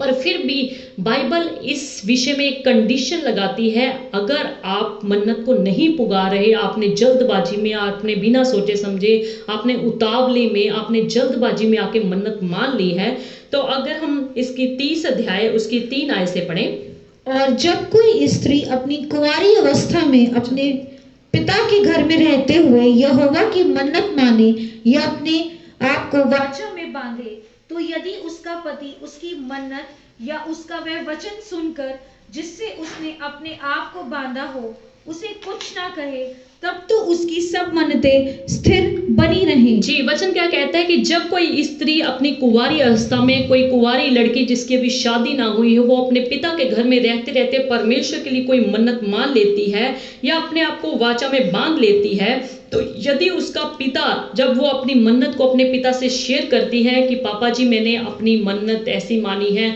कि परमेश्वर अगर मेरा ये काम कर देंगे, हमारे घर का ये काम कर देंगे, तो हम ऐसा परमेश्वर के लिए करेंगे, तो लिखा है यदि उसका पिता उसकी मन्नत या उसका वचन ये सुनकर जिससे उसने अपने आप को बांधा हो उससे कुछ ना कहे, मान लीजिए उसने अपने पिता से शेयर करी कि पापा जी मैं ऐसी मन्नत करूंगी, मैं ऐसी मन्नत को पूरा करना चाहती हूँ, परमेश्वर हमारा ये काम करे, मैंने ऐसे परमेश्वर के घर में जाके ये शब्द बोल दिए हैं, अगर उसका पिता उसकी मन्नत को सुनकर, उसकी बात को सुनकर उससे कुछ वाद विवाद नहीं करता, उससे कुछ नहीं कहता, तब तो वे अपनी मन्नतों में स्थिर बनी रहती है, यानी कि उसको वो अपनी मन्नत जो है पूरी करनी पड़ेगी और वे अपने बंधन में हैं, और जिससे उसने अपने आप को बांधा है वे स्थिर रहे, यानी कि जैसी मन्नत उसने प्रभु के सामने मानी हुई है वैसी ही वो उसमें स्थिर रहे। और कोई बंधन क्यों ना हो जिससे उसने अपने आप को बांधा हो वह भी स्थिर रहे, परंतु यदि उसका पिता उसकी सुनकर उसी दिन उसको मना करे तो उसकी मन्नतें या और प्रकार के बंधन जिनसे उसने अपने आप को बांधा हो, उनमें से एक भी स्थिर ना रहे। जी, वचन क्या कहता है? परंतु यदि उसका पिता सुनकर अपनी बेटी की बातों को और अपने बच्चों की बातों को सुनकर उसी दिन उसको मना करे, नहीं नहीं बेटी, तूने कैसे ये परमेश्वर के सामने बोल दिया, तूने बिना मेरी सलाह से बोल दिया, बिना सोचे समझे बोल दिया। यदि उसी दिन उसका पिता, जब वो शेयर अपने पापा से करती है, बात करती है, उसका पिता उसको मना करे और उसकी मन्नतें या उस प्रकार के बंधन जिनसे उसने अपने आप को बांधा है उनमें से एक भी स्थिर न रहे, यानी कि उसका पापा उसको मना कर दे, और यहोवा ये जानकर उस स्त्री के पिता ने उसे मना कर दिया है, उसका ये पाप क्षमा कर दे करेगा। परमेश्वर जब ये देख लेगा कि उसके पिता ने, जो बेटी अपने पिता के अंडर में, अपने मायके के अंडर में है, अगर उसके पिता ने उस मन्नत को मानने से उसको इनकार कर दिया, तो परमेश्वर क्या करेगा? उस स्त्री के पिता के उसे मना कर दिया है, उसका ये पाप परमेश्वर क्षमा करेगा। कि इसने जल्दबाजी में बोल तो दिया, जब इसने अपने पापा से शेयर किया तो इसके पापा ने मना कर दिया, तो ये मन्नत को पूरा नहीं कर पाएगी। तो वचन कहता है कि इस हालात में परमेश्वर उसे क्या करेगा? क्षमा करेगा। पर आगे क्या लिखा है कि जब कोई औरत ब्याही जाती है, उसका वो अपने पति के अधीन हो जाती है, अगर वो इस कंडीशन में कोई मन्नत परमेश्वर के सामने मान लेती है, फिर यदि वह पति के अधीन हो और मन्नत माने या बिना सोच विचार किए ऐसा कुछ कहे जिससे वह बंधन में पड़े, और यदि उसका पति सुनकर उस दिन उसे कुछ ना कहे, तब तो उसकी मन्नतें स्थिर रहें, और जिन बंधनों से उसने अपने आप को बांधा हो वह भी स्थिर रहें। परंतु यदि उसका पति सुनकर उसे उसी दिन उसे मना कर दे, तो जो मन्नतें उसने मानी है और जो बात बिना सोच विचार किए कहने से उसने अपने आप को वाचा से बांधा हो, वह टूट जाएगी और यहोवा उस स्त्री का पाप क्षमा करेगा। देखिए, उसी ढंग से लिखा हुआ है, जब एक औरत ब्याही जाती है वो अपने पति के अधीन होती है, अगर उसने बिना सोचे विचारे परमेश्वर के सामने जल्दबाजी में, उतावली में आकर परमेश्वर के सामने मन्नत मान ली, और जब वो अपने पति के साथ बाद में शेयर करती है, बताती है कि मैंने ऐसी ऐसी मन्नत मानी है, अगर तो उसका पति उसके साथ सहमत हो जाता है, तब तो उसको अपनी मन्नत को पूरा करना जरूरी है। पर अगर उसी दिन उसका पति आनाकानी करता है, मना करता है कि नहीं, मैं तेरा साथ नहीं दूंगा, मैं तेरी मन्नत को पूरा करने के लिए तेरे को पैसा नहीं दूंगा, ये नहीं दूंगा, वो नहीं दूंगा, मैं तेरे साथ नहीं जाऊंगा, मैं तेरे साथ नहीं चलूंगा, तो वचन क्या कहता है? परंतु यदि उसका पति सुनकर उसी दिन उसे मना कर दे, तो जो मन्नत उसने मानी हो और जो बात बिना सोच विचार के उसने कहने से उसने अपने आप को वाचा से बांधा हो, वे टूट जाएगी और यहोवा उस स्त्री का पाप क्या करेगा? क्षमा करेगा। पर इस कंडीशन में क्षमा करेगा कि उसने जल्दबाजी में सोचे विचारे, बिना सोचे विचारे परमेश्वर के सामने ऐसे शब्द निकाल दिए, और क्योंकि वो अपने पति के अधीन में है, वो अपने पापा के कुंवारी लड़की अधीन में है, तो उसका पति और उसके पापा अगर साथ नहीं देते तो क्या होगा? वो इस बंधन से छूट जाएगी, क्योंकि उसने जल्दबाजी में बिना सोच विचार के, बिना सहमति से अपने पापा की, अपने पति की जो है, बिना सहमति से परमेश्वर के सामने ऐसे शब्द निकाले, बिना सोच विचार के मन्नत मानी। सो परमेश्वर इस कंडीशन में उसको क्षमा कर देगा। पर ऐसा नहीं कि आप को पता भी है कि मेरा पति इस बात को स्वीकार नहीं करेगा, मेरे पापा जी इस बात को स्वीकार नहीं करेंगे, फिर भी आप ऐसी अगर वाचा में बन जाते हैं, ऐसी मन्नत मान लेते हैं, तो परमेश्वर आपको क्षमा नहीं करेगा। सो याद रखिए, वचन कहता है कि आप उतने ही शब्द प्रभु के सामने निकालें, उतना ही वचन प्रभु के सामने बोलें, उतनी ही मन्नत के शब्द आप अपने सामने बोलें जितना को आप उगा सकते हैं।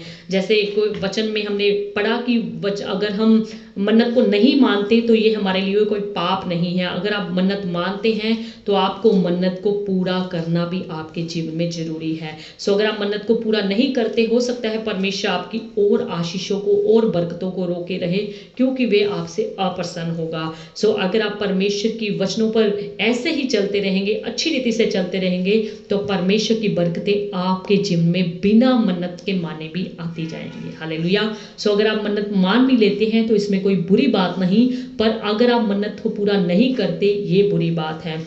क्योंकि जैसे हमने सबोपदेशों की किताब 5 अध्याय की 4 आयत में पढ़ा था, जब तू परमेश्वर के लिए मन्नत माने, उसको पूरा करने में विलंब ना करना, क्योंकि वह मूर्खों से प्रसन्न नहीं होता। जो मन्नत तूने मानी हो उसे पूरी करना। हालेलुया।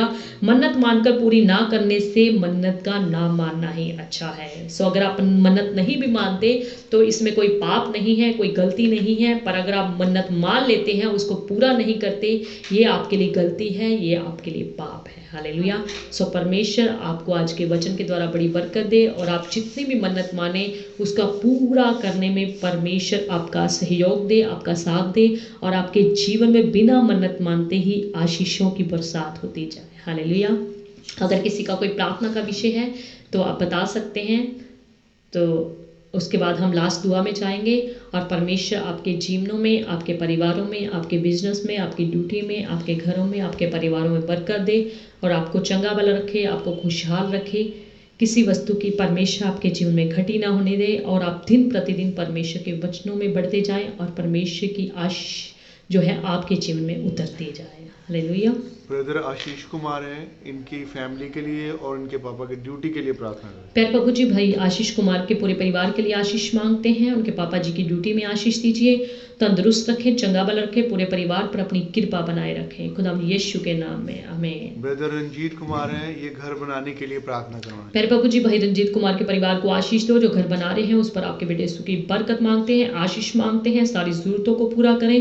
तेरी कृपा उनके पूरे परिवार के ऊपर बनी रहे, यीशु के नाम में आमीन। सिस्टर मोनिका अनुराग हैं, ये अपने मैरिज लाइफ के लिए प्रार्थना करें। प्यारे प्रभु जी, बहन मोनिका अनुराग वर्मा जी के लिए दुआ करते हैं। मैरिज लाइफ में जितनी भी दिक्कतें हैं, जितनी भी समस्याएं हैं, आपके बेटे यीशु के नाम में दूर होने पाए और इनके जीवन में, परिवार में, घर में खुशहाली दीजिए, शांति दीजिए, तरक्की दीजिए। खुदा यीशु के नाम में आमीन। ब्रदर राजेश कुमार हैं, इनकी परिवार के लिए प्रार्थना प्यारे प्रभु जी, भाई राजेश कुमार की पूरी परिवार को आशीष दो, सुख शांति तंदुरुस्ती दो, अनुग्रह करो, कृपा करो। खुदा यीशु के नाम में आमीन। सिस्टर कविता चौहान है, इनकी मम्मी सुषमा के लिए प्रार्थना करें। प्यारे प्रभु जी, बहन कविता चौहान जी की मम्मी आंटी सुषमा को अपने सामर्थ्य हाथों में लीजिए। उन बुजुर्गों पर दया करे, कृपा करे, रहम करे, अपना अनुग्रह वाला सामर्थ्य हाथ उनके ऊपर बनाए रखें। बहन कविता चौहान के भी घर में, परिवार में अपनी सुख शांति दीजिए। खुदा यीशु के नाम में आमीन।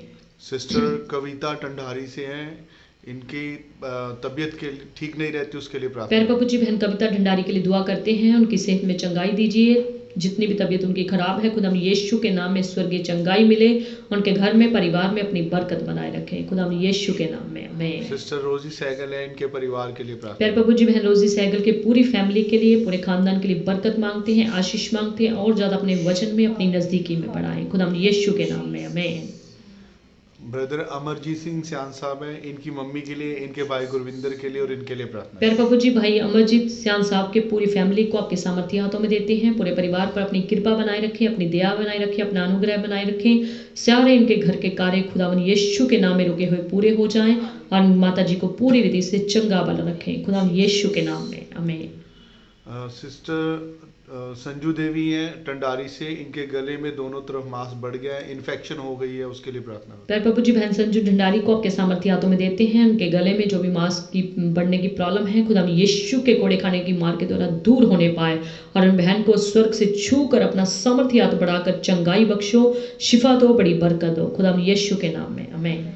मैडम शुभ्रा मिश्रा है, इनकी पूरी फैमिली के लिए और इनके फ्रेंड मिस्टर मंजीत कौर है, उनके लिए प्रार्थना। प्यारे प्रभु जी, मैडम सुब्रा मिश्रा जी की पूरी फैमिली को आपके सामर्थ्य पवित्र हाथों में देते हैं। इनके भी सारे रुके हुए कार्य पूरे हो जाएं, पूरी फैमिली में चंगाई आए, बड़ी बरकत आए। जो फ्रेंड है मंजीत को, उनको भी आशीष दो, उनके घर परिवार में सुख शांति तंदुरुस्ती दो, उन पर अनुग्रह करो, कृपा करो, उन पर अपनी सच्चाई पूरी रीति से प्रगट करो। खुदा हम यीशु के नाम में मांगते हैं पिता, आमीन। सिस्टर नैना मालरा है, घर में सुख शांति बनी रहे, उसके लिए प्रार्थना। प्यारे प्रभु जी, बहन नैना मालरा की पूरी फैमिली के, परिवार के एक एक जन को आपके सामर्थ्य हाथों में देते हैं। उनके पूरे परिवार पर अपनी सच्ची शांति, अपना सच्चा अनुग्रह बनाए रखे। किसी वस्तु के जिम्मे घटी न होने पाए। ये परिवार दिनों दिन तुझ में बढ़े, तेरी महिमा करे, तेरा वचन उनके जीवन में बहुतायत से कार्य करे। खुदा यीशु के नाम में आमीन। सिस्टर भूमि गलियान है, इनके पैरालाइज है, इनके लिए दुआ करना। प्यारे प्रभु जी, बहन भूमि कल्याण जी के लिए दुआ करते हैं। जो पैरालाइज की तकलीफ है, खुदा यीशु के कोड़े खाने की मार के द्वारा वो सारी तकलीफ दूर हो जाए। पिता, आपके बेटे यीशु का गाढ़ा खून उनके जिस्म पे लगाएं, उनके विश्वास को बढ़ाएं, उनके जीवन में बड़ी बरकत, बड़ी आशीष दीजिए। खुदा यीशु के नाम में आमीन।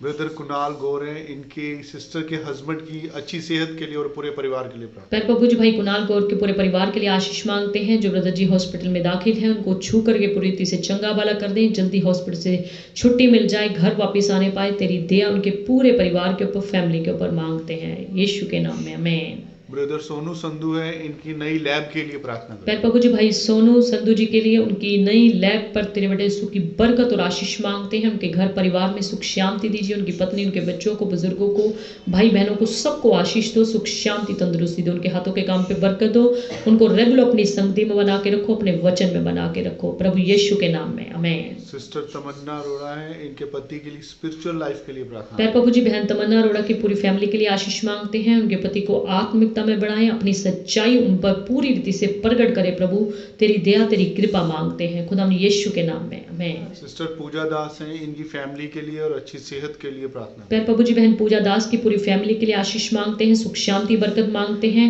और खुदावन उनके जीवन पे सारे रुके हुए कार्य पूरे हो जाएं, अच्छी सेहत, अच्छी चंगाई उनको जीवन में मिलने पाए खुदा यीशु के नाम में, आमीन। सिस्टर नैना मालरा है, पापा और सागर के काम पर और भी प्रभु आशीष दें। पैर प्रभु जी बहन नैना मालरा के पूरे परिवार पर आशीष मांगते हैं, उनके पापा जी पर और उनके भाई पर आपके बेटे सुखी बरकत बनी रहे, उनके हाथों के काम पे बरकत दीजिए, उनके काम को दिनों दिन चढ़ाए आपके वचन के मुताबिक, उनका पूरा परिवार, पूरे खुदावन उनके कारोबार पर तेरी आशीष आए खुदा यीशु के नाम में, आमीन। ब्रदर प्रिंस कुमार हैं, इनकी पूरी फैमिली के लिए प्रार्थना। प्यारे प्रभु जी भाई प्रिंस कुमार की पूरी फैमिली को आपके सामर्थ्य हाथों में देते हैं। परिवार के एक जन पर अपनी आशीष, अपनी बरकत बनाए रखें और अपना वचन उनके जीवन में बहुतायत से कार्य करने दीजिए खुदा यीशु के नाम में, आमीन। ब्रदर परव अरोड़ा है, विनीत के पैर का जख्म ठीक हो जाए। प्यारे प्रभु जी बच्चे विनीत के पैर का जख्म सारा खुदा यीशु के नाम में दूर होने पाए, पूरी तरह से बच्चा हील हो जाए, चंगा हो जाए, तंदुरुस्त हो जाए। उनके पूरे परिवार को खुदावन, सारे घर के एक एक जन को, छोटे से लेकर बड़ों तक, सब पर अपनी आशीष, अपनी बरकत बनाए रखें खुदा यीशु के नाम में, आमीन। ब्रदर दिनेश कुमार है, इनके पूरे परिवार के लिए प्रार्थना। प्यारे प्रभु जी ब्रदर दिनेश कुमार की पूरी फैमिली पर अपने बेटे सुख की आशीष बनाए रखें, सुख शांति तंदुरुस्ती दीजिए, अनुग्रह कीजिए खुदा यीशु के नाम में, आमीन। अनुग्रह निवास से ब्रदर सुनील हैं, उनकी वाइफ निशा और दिल्ली में पूरी फैमिली और बेबी के हेल्थ के लिए प्रार्थना करें। प्यारे प्रभु जी भाई सुनील कुमार की पूरी फैमिली को, गली मोहल्ले को, उनके पूरे इलाके को आपके सामर्थ्य हाथों में देते हैं, उन पर अपनी कृपा बनाए रखें। बहन निशा को जो दिल्ली में है, पिता परमेश्वर उनको, उनके पूरे परिवार को, नए जन्मे बच्चे को अपने सामर्थ्य हाथों में लीजिए, तंदुरुस्ती दीजिए, शिफा दीजिए। और दिल्ली में कितना प्रभु जी कोरोना का कहर फिर से खुदा फैल रहा है, खुदा यीशु के नाम में उन सबको बचा के रखें, अपना पवित्र हाथ बना के रखें ताकि पूरी तरह से कोरोना हमारे देश से, दिल्ली से दूर होने पाए खुदा यीशु के नाम में, आमीन। ब्रदर गोपी गुरप्रीत है, इनके परिवार के लिए प्यारे प्रभु जी भाई गोपी गुरप्रीत की पूरी फैमिली पर आपके बेटे सुख की बरकत मांगते हैं, आशीष मांगते हैं, सुख शांति तंदुरुस्ती दीजिए, अनुग्रह कीजिए खुदा यीशु के नाम में, आमीन। ब्रदर बबलू शाह है, इनकी पूरी फैमिली के लिए प्रार्थना। प्यारे प्रभु जी भाई बबलू शाहू जी की पूरी फैमिली पर अपने बेटे सुख की बरकत बनाए रखें, सबको चंगा भला रखें, तंदुरुस्त रखें, सब पर कृपा कीजिए प्रभु यीशु के नाम में, आमीन। ब्रदर कमलेश कुमार है, इनकी पूरी फैमिली के लिए भाई कमलेश कुमार की पूरी फैमिली खुदा तेरे हाथों में सुरक्षित रहे, उनके हाथों के काम पे बरकत दीजिए, उनकी पत्नी, उनके बच्चे, बुजुर्ग तेरी कृपा से चंगे भले रहने पाए खुदा यीशु के नाम में, आमीन।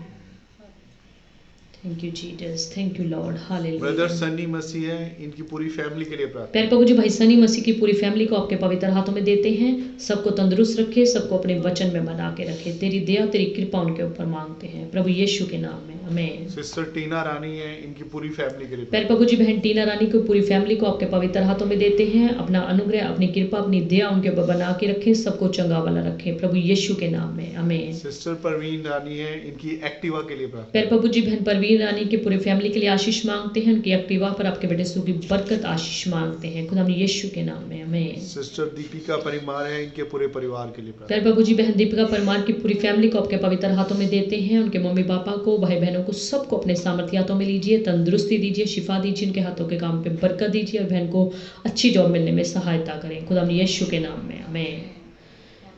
अगर किसी का प्रार्थना का विषय रह गया है तो आप लिख सकते हैं, उसके लिए हम बाद में दुआ कर देंगे। आए हम सब जन अपनी आंखों को बंद करें और बहनें अपने सिरों को ढक लें। आए हम लास्ट दुआ में जाएंगे। स्वर्गीय पिता, रहमतों के वाणी, करुणा निधान, अनुग्रहकारी, दयालु परमेश्वर, आपका धन्यवाद, आपका शुक्रिया, आपकी तारीफ करते हैं। आपकी दया, आपके अनुग्रह, आपके प्रेम से खुदावन आज की शाम हमारे जीवनों में मिली ताकि हम तेरा धन्यवाद, तेरा शुक्रिया कर सके, तेरे वचनों को सीख सके। पिता धन्यवाद, तेरे जितने भी बच्चे खुदावन हमारे साथ लाइव जुड़े या जितने भी इस वचन को बाद में सुनेंगे या जिन्होंने सुना है, खुदावन सबके जीवनों में तेरी आशीष, तेरी बरकत मांगते हैं। ये अपने कामों के लिए, अपने रुके हुए कार्यों के लिए खुदावन तेरे वचनों पर चलते हुए तुझसे आशीष पा सकते हैं और अपने रुके हुए कार्यों को खुदावन यीशु के नाम में अपने जीवन में पूरा होते देखते पाएं। अगर कोई खुदावन जल्दबाजी में आकर, उतावली में आकर आपके सामने मन्नत मानता है तो इनको पूरा करने का भी फजल दीजिए, ताकि खुदावन इनकी इस वजह से अगर ये अपनी मन्नत को रोकते हैं, कोई आशीष इनके जीवन में रुकी ना रहे, बल्कि इनके जीवन में बहुत सारी बरकत और आशीष पाए। खुदावन जिस तरीके से हन्ना ने अपने मुख से प्रभु के सामने, प्रभु के घर में जाके मन्नत मानी, उसी रीति से, उसी शब्दों के अनुसार उसने पूरा भी किया, तो परमेश्वर आपने भी उसके जीवन में किसी चीज की घटी नहीं रहने दी। आपने भी उसको कितना करके 100 गुना करके वापस लौटाया। आपका धन्यवाद। उसी रीति से आप अपने बच्चों पर दया कीजिए, क्योंकि आप वही हमारी यहोवा परमेश्वर हैं जो कल थे, वो आज और रहेंगे। पिता, आप खुदावंद वही परमेश्वर हैं जो अपने लोगों के जीवनों में जैसे पहले कार्य करते थे, आज भी कार्य करने वाले हैं। मेरे यहोवा परमेश्वर अपने लोगों पर फजल बख्शिए, अपने अनुग्रह में बनाए रखे, कोई भी तेरे वचन से इधर उधर भटकने ना पाए, बल्कि तेरे वचन में पूरी रीति से इनको चलने का फजल दीजिए। बेशक पिता परमेश्वर अभी लॉकडाउन के देश जीव जैसे खुदा पिछले दिनों में थे, अभी भी थोड़ा बहुत है पिता परमेश्वर, अभी चर्च में लोगों का आना नहीं शुरू हुआ पिता परमेश्वर, फिर भी आप अपने लोगों को अपने घर में बड़ी श्रद्धा और बड़ा प्रेम दिखाते हुए खुदावन उसी श्रद्धा भाव से खुदावन लाइव जो मीटिंग्स होती हैं, वर्शिप होती है, इसको अटेंड करने का फजल बख्शिए पिता, ताकि इनके जीवन में किसी वस्तु की घटी ना रहने पाए, ये आत्मिकता में आत्मिक खुराक को हमेशा अपने जीवन में लेते चले जाए पिता। इनके घरों में, परिवारों में सुख शांति मांगते हैं, सबके हाथों के काम पे बरकत दीजिए। प्रेटावर की कलीसिया के एक एक परिवार पर तेरी आशीष मांगते हैं, एक एक जीवन में बड़ी बरकत दीजिए, एक एक जीवनों में तेरी चंगाई आने पाए, एक एक जीवनों में तेरा वचन बहुतायत से कार्य करने वाला हो जाए। सारी प्रेटावर की senior committee, junior committee, volunteers को, वर्शिप टीम को, मीडिया टीम को तेरे सामर्थ्य तेरे पवित्र हाथों में देते हैं। एक एक जन पर अपनी कृपा बनाए रखे, सबको अपने विश्वास में, अपनी सेवा में मजबूत करके रखे पिता, ताकि कोई भी विश्वास से भटकने ना पाए। पूरे लुधियाना की कलीसिया को आशीष दीजिए, सुख शांति तंदुरुस्ती दीजिए। पूरे पंजाब पर, पूरे हिंदुस्तान पर, पूरे वर्ल्ड की कलीसियाओं पर अपने बेटे सुखी बरकत आशीष बनाए रखे, सबको अपने वचन पर खराई से चलने का फजल दीजिए। जितने भी आपके दास दासियां खुदा जगह जगह पर आपकी सेवकाई में लगे हुए हैं, उनको और ज्यादा अपनी सेवकाई के लिए इस्तेमाल करें। बहुत सारी रूहों को तेरे गले में लाने वाले बन जाए पिता, बहुत सारी रूहों को तेरा वचन सुनाने वाले बन जाए पिता। तेरी कृपा तेरे दास दासियों के ऊपर मांगते हैं। पूरे लुधियाना, पूरे पंजाब, पूरे हिंदुस्तान, पूरे वर्ल्ड में जितना भी कोरोना का कहर फैला हुआ है पिता, जो दिल्ली में ज्यादा फैल रहा है पिता, यीशु मसीह के सामर्थ्य नाम में खुदा उन सारे सिटीज पर, सारे स्टेट पर, सारे हमारे देश पर अपने बेटे का गड़ा खून लगा के रखे पिता परमेश्वर। जैसे दिल्ली में फिर से लॉकडाउन अभी कुछ शुरू हो गया है पिता परमेश्वर, आप अपने लोगों पर कृपा कीजिए, दया कीजिए पिता परमेश्वर, अपने लोगों को सद्बुद्धि ज्ञान दीजिए, ताकि पिता परमेश्वर तेरे लोग तेरी नजदीकी में आने पाए और तेरी इच्छा को अपने जीवन में पूरी रीति से प्रकट कीजिए पिता परमेश्वर, ताकि खुदावंद वो तेरी इच्छा के मुताबिक, तेरी मर्जी के मुताबिक चलते जाए पिता, ताकि आप ऐसी कोरोना जैसी बीमारियों को फिर दोबारा इस संसार में मत भेजे पिता परमेश्वर। आप अपने लोगों पर कृपा कीजिए, अपने लोगों को पाप से, बुराई से, हर प्रकार की गंदी आदतों से और विशेषकर आजकल की जवान पीढ़ी को गलत बातों से, गलत सोच विचारों से बचा के रखे, नशे से बचा के रखे पिता, जिसके कारण आपका गुस्सा तेरे लोगों को, तेरी प्रजा के ऊपर भड़कने ना पाए पिता परमेश्वर। आपने इंसान को रचा था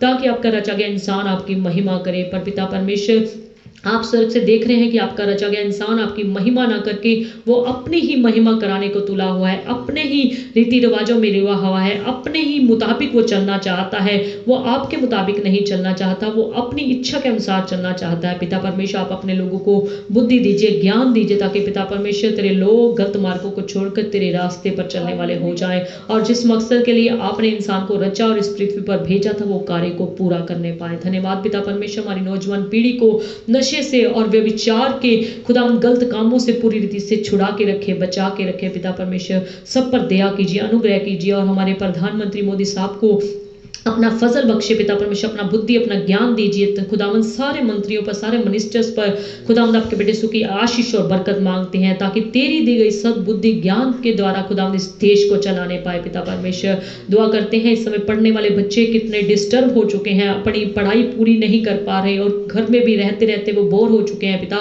उन पर कृपा कीजिए, दया कीजिए, और पढ़ाने वाले टीचर्स की भी जितनी भी सैलरी में दिक्कत आती खुदावंद यीशु के नाम में उनकी सारी फाइनेंशियल प्रॉब्लम को दूर कीजिए। पढ़ाने वाले टीचर्स को आशीष दीजिए, पढ़ने वाले बच्चों को आशीष दीजिए। उनको खुदावंद नेट के जरिए गलत कामों में शैतान जो डालना चाहता है, गलत सोच विचारों में डालना चाहता है, गलत उनकी निगाहों को करना चाहता है, ऐसी सारी दुष्ट की शैतान की चालाकियों को खुदावंद यीशु के नाम में दूर करे, ताकि बच्चे ऑनलाइन पढ़ाई की बजाय अच्छी रीति से पढ़ाई करने पाए, ताकि खुदावंद नेट का कोई भी प्रभाव, ऑनलाइन का कोई भी प्रभाव, गलत कोई भी खुदाम प्रभाव उनके ऊपर ना होने पाए। तेरे बच्चे पवित्र सोच विचार से, पवित्र निगाहों से खुदावंद अपनी पढ़ाई को बड़े अच्छे ढंग से करने पाए। धन्यवाद पिता परमेश्वर, हमारी मीडिया टीम को, एसपीटी की वर्शिप टीम को तेरे सामर्थ्य हाथों में देते हैं। धन्यवाद पिता परमेश्वर, आज की वर्शिप पर आपने आशीष दी, धन्यवाद। मीडिया टीम को आपने संभाला, धन्यवाद। साउंड सिस्टम में आशीष दी, धन्यवाद। नेटवर्क सिस्टम में आशीष दी, धन्यवाद।